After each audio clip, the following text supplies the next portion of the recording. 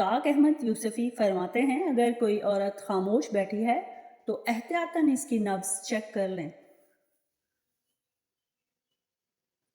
مجھے خود مرزا عبدالودود کے ہاں ایسی چرپائی پر رات گزارنے کا اتفاق ہوا جس پر لیٹتے ہی اچھا بھلا آدمی نون غنہ بن جاتا ہے۔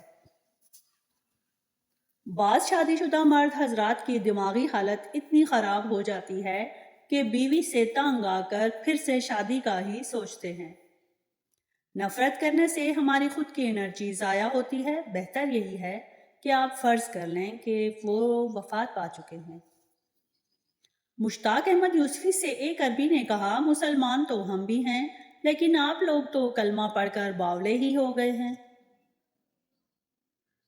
مڈل کلاس غریب بھی کی سب سے قابل رحم اور لا علاج قسم وہ ہے جس میں آدمی کے پاس کچھ نہ ہو لیکن اسے کسی چیز کی کمی محسوس نہ ہو۔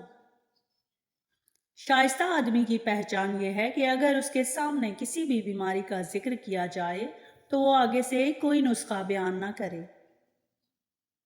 یوسفی صاحب لکھتے ہیں کہ ایک صاحب میرے گھر آئے، میں نے انہیں شہد پیش کیا تو کہنے لگے کہ میں شہد نہیں کھاتا کیونکہ یہ مکھی کے منہ سے نکلتا ہے، تو میں نے انہیں انڈا پیش کیا تو وہ شوق سے کھا گئے۔ گانے والی صورت اچھی ہو تو مشکل سے مشکل شعر کا مطلب بھی سمجھ میں آ جاتا ہے۔ عمر تبھی تک صرف کوے، کچھوے، گدھے اور جانور ہی پہنچتے ہیں جن کا کھانا شرعاً حرام ہے۔ اس سے زیادہ بدنصیبی اور کیا ہوگی کہ آدمی ایک غلط پیشہ اپنائے اور اسی میں کامیاب ہوتا چلا جائے۔ بادشاہوں اور حکمرانوں کی مستقل اور دل پسند سواری اور در حقیقت رعایا ہوتی ہے۔ تانو تشنا سے اگر دوسروں کی اصلاح ہو جاتی تو بارود ایجاد کرنے کی ضرورت کبھی پیش نہ آتی۔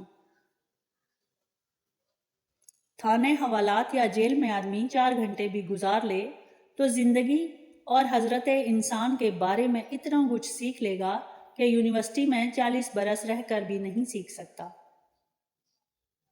میں نے کبھی پختہ کار مولوی یا مزاح نگار کو محض تقریر و تحریر کی پاداش میں جیل جاتے نہیں دیکھا۔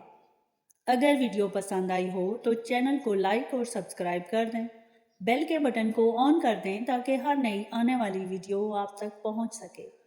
Thanks for watching.